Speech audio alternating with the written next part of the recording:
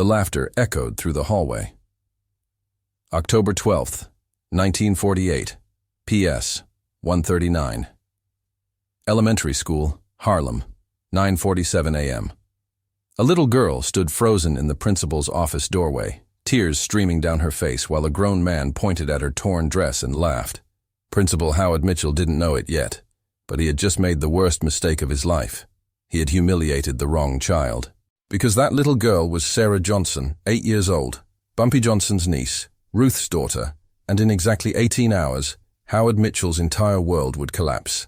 The morning had started normally. Sarah loved school. She was brilliant like her late brother Thomas had been, always raising her hand, always reading ahead, always asking questions that made teachers smile.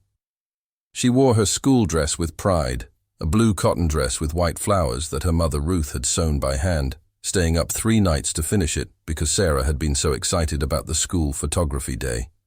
But Sarah's dress had a problem. The hem had caught on a nail in the playground fence during recess. It tore, a long rip up the side, exposing her slip underneath. The other children noticed immediately.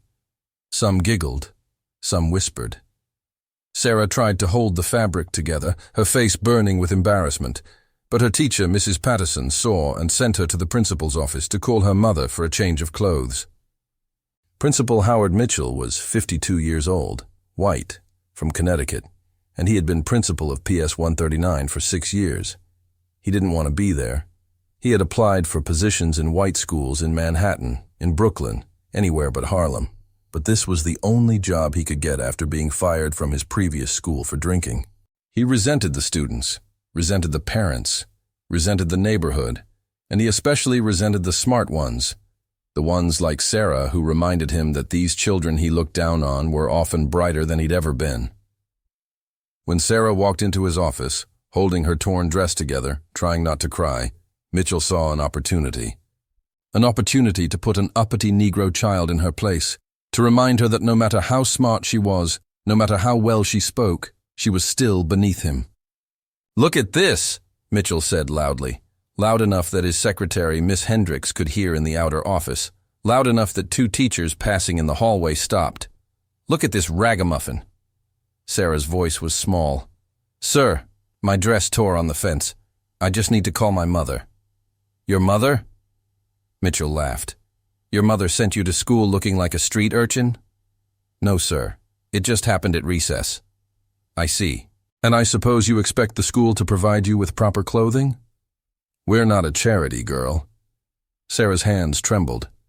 "I just need to use the telephone, sir." Mitchell leaned back in his chair, enjoying himself now. "You people come to this school in rags, expecting handouts, expecting special treatment. This is exactly what I'm talking about. No discipline at home, no standards, no self-respect." Sarah started crying. "Please, sir, I just want to call my mother." Miss Hendricks appeared in the doorway, her face tight with disapproval. "Mr. Mitchell, perhaps we should just let the child make her call." Mitchell waved her away. "I'll handle this, Miss Hendricks." He turned back to Sarah. "Tell me, girl, does your mother even own a sewing machine? Or does your family live in such squalor that torn clothes are normal?" Sarah couldn't speak anymore. She was 8 years old, standing in front of an adult who was supposed to protect her, supposed to help her, and instead he was mocking her, humiliating her, making her feel worthless. Other students had gathered in the hallway now, drawn by the commotion. They could see Sarah crying, could hear Mitchell's voice dripping with contempt. Some of the children looked away, embarrassed for her. Others watched with the cruel fascination of children witnessing another child's destruction. Bumpy Johnson arrived at Ruth's apartment at 2:30 p.m. He sat at the kitchen table, the same table where he had sat 2 years earlier when Ruth told him about Thomas, and he listened. Ruth spoke calmly, precisely, telling him everything Sarah had told her, everything Miss Hendricks had confirmed. When she finished, Bumpy was quiet for a long moment. Then he asked to speak to Sarah. Sarah came out of her bedroom, still wearing the new dress her mother had brought, her eyes red from crying. She climbed into Bumpy's lap, something she rarely did anymore now that she was 8 and trying to be grown up. "Uncle Bumpy, I didn't do anything wrong. I know, baby girl. I know. My dress just tore. It was an accident. I know. He called me ragamuffin. He said we live in squalor. He said Mama doesn't have standards. Bumpy held his niece, feeling her small body shake with leftover sobs, and he felt something cold settle in his chest. Not rage this time. Not the burning fury he'd felt when Thomas died. This was different. This was calculated, precise anger. This was the anger of a man who had built an empire, who controlled Harlem's underworld, who had connections that reached into every corner of the city, and who was about to teach a lesson in respect. "What's the principal's full name?" Bumpy asked Ruth. "Howard Mitchell. He's been there 6 years. The teachers hate him. The parents hate him. But he has protection from the school board. His brother-in-law is some administrator downtown." Bumpy nodded slowly. Not anymore. He kissed Sarah's forehead. "Baby girl, I need you to do something for me. I need you to go to school tomorrow like normal. Can you do that?" Sarah nodded. "Will Mr. Mitchell be mean again?" "No," Bumpy said quietly. "Mr. Mitchell is going to learn what happens when you disrespect a Johnson." Ruth looked at her brother. "Bumpy, what are you going to do?" "Something I should have done a long time ago. I'm going to buy his world and then take it away from him." At 3 p.m., Bumpy made a phone call to his lawyer, Samuel Cohen, one of the best real estate attorneys in New York. "Sam, I need information on PS 139 in Harlem." "Who owns the building?" Sam called back at 4:15 p.m. "It's complicated, Bumpy. The building is owned by a private trust, the Vandermeer Educational Trust, established in 1923. They lease it to the city for use as a public school. The trust is controlled by 3 trustees, all descendants of the original founder. But here's the interesting part. The trust is nearly bankrupt. They've been trying to sell for 2 years, but the city has right of first refusal and keeps blocking private sales because they don't want to lose the school building. Can the trust override the city's refusal? Technically, yes, if they can prove financial hardship, and if the buyer agrees to maintain the educational use of the property. The city would fight it, but it's possible. How much would it take to buy them out? Sam was quiet for a moment. The building is worth maybe $200,000, but given their desperation, probably $150,000 cash would do it. You'd also need to guarantee continued educational use and probably grease some palms at the school board to smooth the transition. Bumpy smiled. "How fast can you make this happen?" "If you have the cash?" 24 hours. At 5 p.m., Bumpy walked into the Cotton Club, where he kept his primary safe. He opened it and counted out $175,000 in cash, money from numbers running, from his protection rackets, from his various legitimate businesses. Money that most men would spend on cars, houses, jewelry. Bumpy was about to spend it on revenge. By 6 p.m., Sam Cohen had contacted all 3 trustees of the Vandermeer Educational Trust. By 8 p.m., they had all agreed to meet the next morning. By 10 p.m., Bumpy had made 6 additional phone calls. To his contact at the school board, a man who owed Bumpy for keeping his gambling debts quiet. To his contact at the Department of Education, a woman whose son Bumpy had protected from a false arrest. To his contact at the New York Times education desk, a reporter who owed Bumpy for a dozen tips over the years. To his contact at the Harlem Teachers Union, who had been trying to remove Mitchell for years. To Illinois Gordon, his most trusted enforcer. And to Ruth. "It's done," he told his sister. "Tomorrow Sarah goes to school like normal. You go to work like normal. At 10 a.m. everything changes." October 13th, 1948. 8 a.m. Sarah Johnson walked into PS 139 wearing a new dress. This one even prettier than the one that had torn, deep green with yellow trim. Her mother had kissed her goodbye and told her to be brave. Sarah walked past the principal's office, her head high, and went to her classroom. Principal Mitchell arrived at 8:30 a.m., like always. He poured his coffee, like always. He sat at his desk and began reviewing paperwork, like always. He had already forgotten about Sarah Johnson.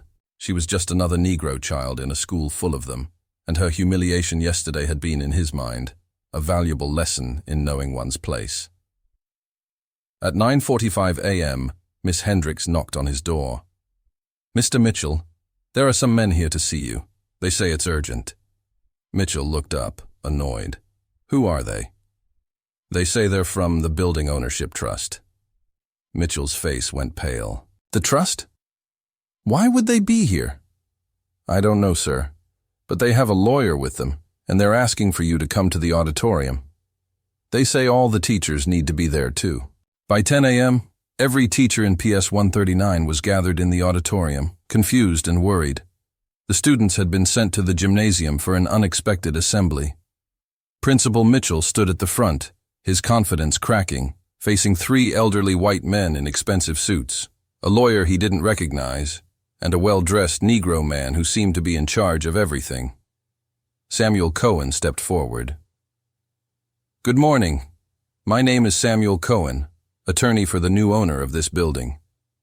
As of 9 a.m. this morning, the Vandermeer Educational Trust has sold this property to Mr. Ellsworth Johnson. The building lease to the New York City Department of Education remains in effect, but Mr. Johnson is now the landlord, and as such, has certain rights regarding the operation of this facility." Mitchell found his voice. "This is outrageous. You can't just buy a school building and waltz in here." "Actually," Cohen said smoothly, "we can, and we have. The sale was completed legally, all paperwork filed with the city this morning.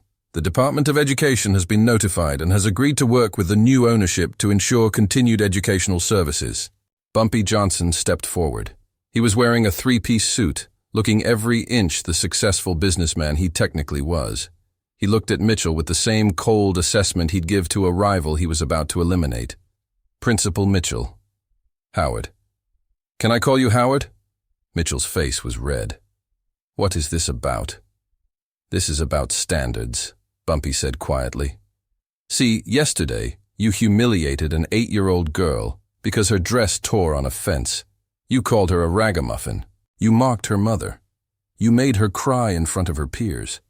You used your position of authority to make a child feel worthless." Mitchell's eyes darted around the room. "I don't know what you're talking about. Don't you? Sarah Johnson. Ring a bell?" Mitchell's face went from red to white. "That girl is my niece, my sister's daughter, the sister who lost her son 2 years ago, who has been rebuilding her life, who sewed that dress by hand because her daughter was excited about school photography day. And you laughed at her." The teachers in the auditorium were silent, but several were nodding. They knew exactly what had happened. Some had witnessed it. All had heard about it. Mitchell tried to recover. "Now see here, I have authority over discipline in this school. You can't just come in here and question my methods." "You're right," Bumpy said. "I can't question your methods. But I can fire you." "You can't fire me. I'm employed by the Department of Education." "True. But as the building owner, I can refuse to allow you on the premises. And I have an agreement with the Department of Education, signed this morning, that gives me consultation rights on personnel matters affecting this building." Bumpy pulled out a document. "This is a petition signed by 47 parents, 12 teachers, and documented by Miss Hendricks, your own secretary, detailing a pattern of racist abuse, verbal harassment of students, and creation of a hostile educational environment. The Department of Education has agreed that your continued presence here is detrimental to the students' welfare." Mitchell looked at the faces around him. The teachers wouldn't meet his eyes. Miss Hendricks stood in the back, her face set. He was alone. "You can't do this." "It's already done," Bumpy said. "But here's what's going to happen next. You're going to experience what my niece experienced yesterday. Public humiliation." At 10:15 a.m., all 340 students of PS 139 were brought into the auditorium. They filled the seats, confused, excited by the break in routine. Sarah Johnson sat in the 3rd row with her class, her heart pounding. Bumpy had told her to be brave. She was trying. Bumpy stepped to the microphone. "Good morning, students. My name is Mr. Johnson. As of today, I own this building. Your school will continue, your teachers will continue, everything will continue as normal, except for one thing. Principal Mitchell will no longer be your principal. The students erupted in whispers. Some looked shocked, others looked relieved. Bumpy continued. Yesterday, Principal Mitchell did something very wrong. He made fun of a student whose dress had torn. He called her names. He made her cry. He used his power as an adult and as principal to hurt a child who came to him for help. The auditorium was silent now. Every student understood. They had all been afraid of Mitchell at some point. Some had been humiliated by him. All knew someone who had. That's not what principals are supposed to do, Bumpy said. Principals are supposed to protect you, help you, make you feel safe so you can learn. Principal Mitchell forgot that. So today, in front of all of you, Principal Mitchell is going to leave this school. He's going to walk out that door, and he's never coming back. Bumpy turned to Mitchell. Howard Mitchell, you're fired. Effective immediately. You have 10 minutes to clear your personal belongings from your office. Security will escort you from the building. Mitchell's face was purple now, shaking with rage and humiliation. You'll regret this. I have connections. My brother-in-law will have your head for this. Your brother-in-law, Bumpy said calmly, resigned from the school board this morning. Apparently, some information about financial irregularities in his department came to light. He's too busy trying to avoid prosecution to help you. Mitchell looked around wildly, looking for support, for sympathy, for anything. He found nothing. The teachers stared at him with cold satisfaction. The students watched with wide eyes. Miss Hendricks held the door open, waiting. Walk, Bumpy said quietly. Let these children see what happens when an adult abuses their power. Let them see that actions have consequences. Let them see that even a principal, even someone with authority, can't hurt people without paying a price. Mitchell walked. Down the center aisle of the auditorium, past 340 students who watched in silence, past teachers who had endured his racism and incompetence for 6 years, past Miss Hendricks who had documented every complaint, every incident, every abuse. He walked out of PS 139 Elementary School and never came back. The auditorium stayed silent for a moment after he left. Then one student started clapping, then another. Then the entire auditorium erupted in applause. Not because they enjoyed seeing an adult humiliated, but because they understood justice. They understood that someone had finally stood up for them, had finally said that they mattered, that their dignity mattered, that they deserved respect. Bumpy held up his hand for silence. One more thing. The student whose dress tore yesterday, who Principal Mitchell humiliated, was my niece, Sarah Johnson. Sarah, can you stand up? Sarah stood, her legs shaking. She looked so small in that big auditorium. I want you all to see her, Bumpy said. I want you to remember that she did nothing wrong. A torn dress doesn't make you less valuable. It doesn't make you a ragamuffin. It doesn't mean you live in squalor. It means you're a kid who was playing and had an accident. And when that happens, adults are supposed to help you, not hurt you. He looked at Sarah.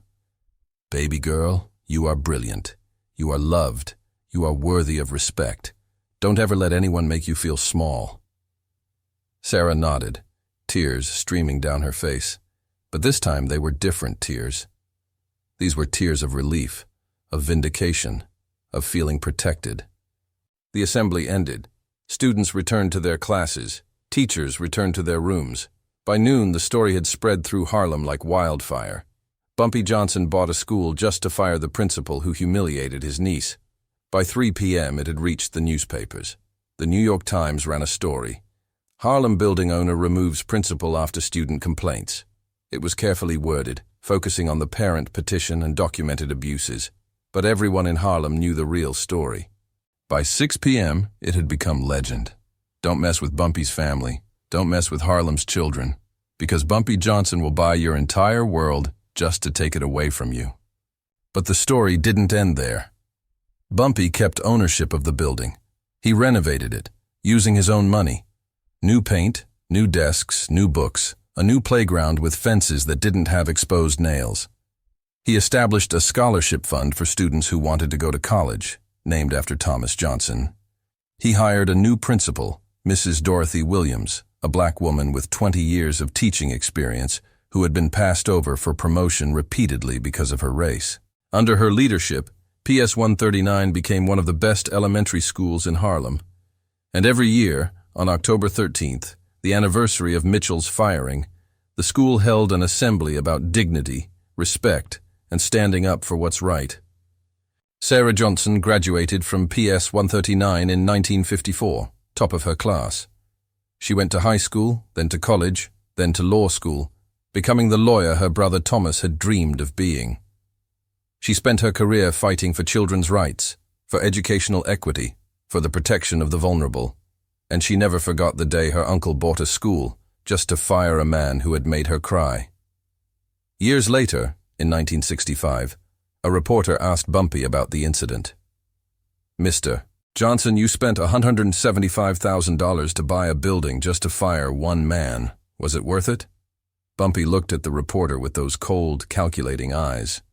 "You're asking the wrong question. The right question is, what's the value of a child's dignity? What's the cost of letting bullies in positions of power go unchecked? What's the price of teaching an entire community that their children matter? I didn't buy that building to fire Howard Mitchell, though. That was satisfying. I bought it to send a message to every teacher, every principal, every person in authority over Harlem's children. These kids are brilliant. They're valuable. They deserve respect. And if you abuse them, if you humiliate them, if you use your power to make them feel worthless, there will be consequences," the reporter pressed. "But $175,000 for one man's firing seems excessive." Bumpy smiled, but it didn't reach his eyes. "That building is now worth $400,000. It houses one of the best schools in Harlem. It's produced doctors, lawyers, teachers, leaders. My niece became a civil rights attorney who has helped thousands of children. So you tell me, was it excessive? Or was it the best investment I ever made?" The reporter had no answer, because the truth was complicated. Bumpy Johnson was a criminal, a gangster, a man who had killed and would kill again. But he was also a protector, a man who understood that power without accountability was tyranny, and that sometimes the only way to fight institutional racism was with institutional power. He couldn't change the whole system, but he could change one building, fire one racist principal, protect one little girl.